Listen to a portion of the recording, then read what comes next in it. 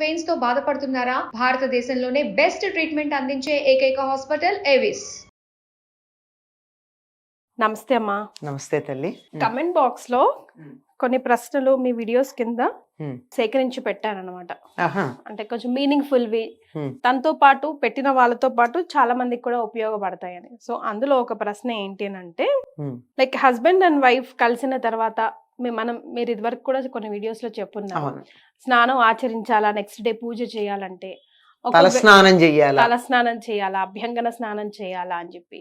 ఆ తర్వాత జనరల్ గా కూడా నైటే కాకపోయినా డేలో ఎప్పుడైనా హస్బెండ్ అండ్ వైఫ్ కలిస్తే కనుక ఆ తర్వాత కూడా స్నానం చేయాలా, ఆ తర్వాత తన ఏదైనా మంత్రం కానీ లేదంటే ఏదైనా శ్లోకాలు కానీ దైవానికి అసలు పగలు కలవడం అనేది సరైన పద్ధతి కాదు. సో ఆధ్యాత్మికంగా పాల్గొనవచ్చు. ఆధ్యాత్మికంగా కాదు, అసలు మామూలు లెక్కగా ప్రకారంగా కూడా ఏ రకంగా చూసినా అది తగినటువంటి పద్ధతి కాదు.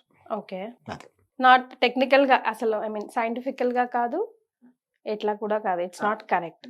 ఓకే, సో దీనికి మీరు ఏం చెప్తారని?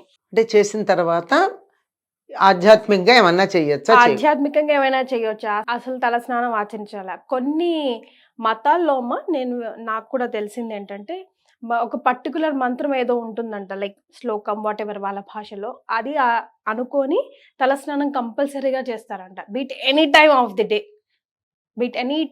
The day. మనకు అంత స్ట్రిక్ట్ రూల్స్ ఉన్నాయని నాకు తెలీదు, బట్ కిచెన్ లోకి అయితే డెఫినెట్ గా స్నానం చేసి రావాలి అన్నది అంతవరకు. మనకి అట్లాంటివి ఏం లేవమ్మా. ఫస్ట్ ఆఫ్ ఆల్ అంత మనవన్నీ కూడా ప్రతిదీ సైంటిఫిక్ గా మనకు పద్ధతి చెప్పారు. అసలు వివాహం అన్నది ఒక సంస్కారం. భార్యాభర్తలు కలవడం అన్నది సంతానం కోసం, ప్రజాయై గృహమేధినాం అన్నారు. సంతానం కోసం మాత్రమే భార్యాభర్తల మధ్య ఆ రకమైన శృంగార సంబంధం ఉంటుంది. అది కాని సందర్భంలో ఇద్దరు మిత్రుల్లాగా ఉండాలి. పెళ్ళప్పుడే చెప్తారు కదా, స్నేహేన పాలయ, స్నేహంగా చూసుకోవయ్యా మా అమ్మాయినని చెప్పి పాలల్లో చేతులు అద్దించి అందరికి అప్పచెప్తారు. ఒక్క సంతానేచ్ఛ కలిగినప్పుడు మాత్రమే వారిద్దరి మధ్య ఈ రకమైన శృంగార సంబంధం ఉంటుంది. అది కాక ఎప్పుడెప్పుడు మంచి సంతానం కావాలో దానికి సంబంధించి కొన్ని నియమాలు చెప్పారు. ఈ తిథుల్లో, ఈ వారాల్లో, ఈ సందర్భాల్లో దూరంగా ఉండండి, మంచి సంతానం కలగదు ఈ సమయానికి. కనుక అది కాని సమయాల్లో గనక మీరు కలిసినట్టయితే మంచి సంతానం కలుగుతుంది అని చెప్పారు. ఆ నియమాలు పాటిస్తే సరిపోతుంది. కాకపోతే ఇప్పుడు మీకు వచ్చిన అనుమానాలు ఏమిటి అంటే, ఇప్పుడు డే అండ్ నైట్ షిఫ్ట్స్ అట్లా రకరకాలు ఉంటాయి కదమ్మా, మేబీ దాంట్లో నుంచి వచ్చిన ప్రశ్న ఏమో, ఆ అనుమానం నుంచి. డే అండ్ నైట్ అని కూడా అడిగారా ప్రశ్నలు? అదే డే అండ్ నైట్ అని క్లియర్ గా అడిగి, ఆ తర్వాత కూడా ఒకవేళ ఇఫ్ ఎట్ ఆల్ ఆ తర్వాత తన ఏమైనా దైవ కార్యక్రమంలో పాల్గొనొచ్చా, ఏదైనా శ్లోకాలు అనుకోవచ్చా, దానికి ఏమైనా తప్పుందా? శ్లోకాలు అనుకోవడానికి ఏమీ తప్పు లేదమ్మా. ఇప్పుడు మీకు కొంతమందికి కొన్ని మంత్రాలు నిరంతరం నడుస్తాయమ్మా. ఎట్లా అంటే, కొంతమందికి ఎప్పుడు కూడా శ్వాస పీల్చినంత ఇదిగా రామ రామ రామ రామ అనుకుంటూ ఉంటారు. అలాగే కొంతమంది నమశివాయ అనుకుంటూ ఉంటారు. అట్లా అనుకుంటూ ఉండేటటువంటిది ఆ సమయంలో కూడా వాళ్ళ మనసులో రావచ్చు, తప్పేం లేదు. ఆ తర్వాత కూడా ఆ మంత్రాలు కానీ, అదే మంత్రం అనడానికి వీల్లేదు, ఆ నామం కానీ ఆ శ్లోకం కానీ మనసులోకి వస్తే తప్పేం లేదు. పైకి చదవడానికి అభ్యంతరాలు ఉంటాయి కానీ మనస్సులోకి వస్తే అనుకోవడానికి ఎటువంటి అభ్యంతరం ఉండదు. నిరంతరం ఏ పని చేస్తున్నా ఒక నామము, ఒక పేరు మనం అనుకుంటూ ఉంటే అది మనసులో ఉంటుంది.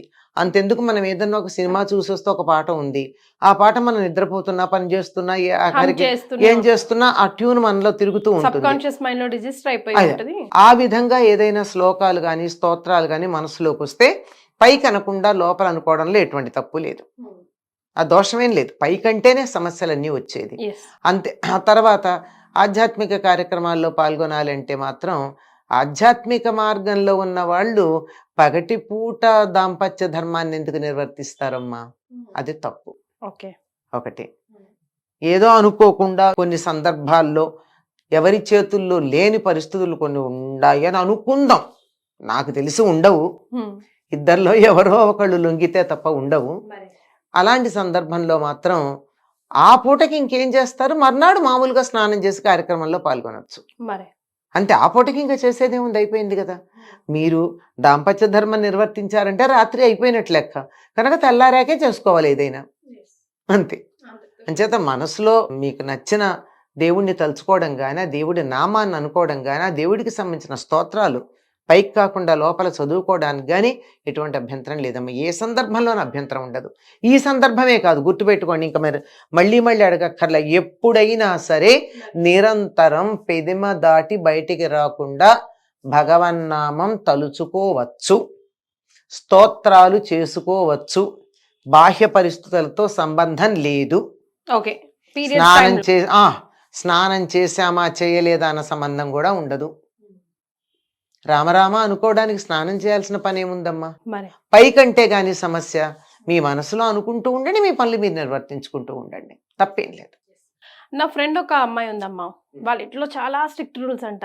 అంటే తన ఎలా ఇబ్బంది పడుతుంది అంటే, నేను తలస్నానం చేశాను వచ్చాను నెక్స్ట్ డే బయటికి అంటే ఇద్దరు పీరియడ్స్ లో ఉందా అన్నది ఇంట్లో వాళ్ళకి కన్ఫర్మేషన్ అదొకటి, లేదా నైట్ భార్యాభర్తలు ప్రైవేట్ టైం స్పెండ్ చేశారు అని అన్నది. అంత ఉండాలా? అసలు భార్యాభర్తలు కలిసిన తర్వాత అమ్మాయి తలస్నానం చేయాల్సిన పని లేదని చెప్తున్నాయమ్మా శాస్త్రాలు. అది తప్పు పని కాదు కదమ్మా. అక్రమ సంబంధాలు అయితే తప్పు పని, కానీ సక్రమ సంబంధాలు అందరి చేత, పెద్దల చేత, శాస్త్రం చేత అంగీకరించబడిన సంబంధంలో తప్పేముంది?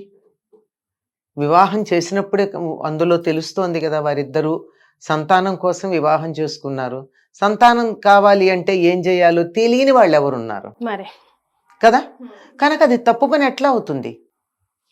ఆ దానికి ఉన్న పవిత్రతని మనం ఉంచినంత కాలం, పవిత్రతని కాపాడుకున్నంత కాలం అది తప్పు పని కాదు.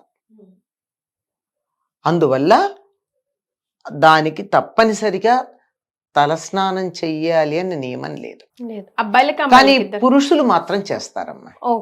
పురుషులు మాత్రం చెయ్యాలి. కనీసం ఒంటి మీద నీళ్లు పోసుకోవాలని చెప్తారు.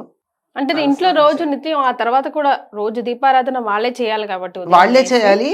పైగా ఒకవేళ ఆడవాళ్ళు చేయాల్సి వచ్చినా తలస్నానం చేయాల్సిన పని లేదు. మగవాళ్ళు మాత్రం నిత్యం చెయ్యాలని మనకు శాస్త్రం చెప్తోంది. కానీ వాళ్ళు ఏం పాటించరు, కానీ ఆడవాళ్ళు ఏం చేయాలో మనం రోజు చెప్పుకుంటాం కదా. వాళ్ళు ఏం చేయాలో ఎందుకు చెప్పము? అంచేత ఏమవుతోందంటే ఒక పార్టే మనం ఒకదాని గురించి ఎక్కువ హైలైట్ చేస్తున్నాం తప్ప రెండో దాని గురించి కూడా చెప్పుకున్నప్పుడు సమగ్రమైన అవగాహన ఉంటుందమ్మా. అక్రమ సంబంధం కానంత కాలం దోషం కాదు. మంచి సంతానం కావాలంటే మాత్రం నిషిద్ధ సమయాల్లో భార్యాభర్తలు దూరంగా ఉండడం మంచిది. చేత ఆ సమయంలో దైవం గుర్తొస్తే మరీ మంచిది. దైవభావన కలిగినటువంటి సంతానం కలుగుతుంది. స్తోత్రాలు మనసులో అనుకున్నంత మాత్రాన మనకి పాపం ఏమీ రాదు. ఆ భావన కాబోయే సంతానానికి కూడా కలిగేటటువంటి అవకాశం ఉంటుంది. కనుక అటువంటి దోషం ఏమీ లేదమ్మా. Right. Thank you so much అమ్మా. నమస్తే అమ్మా.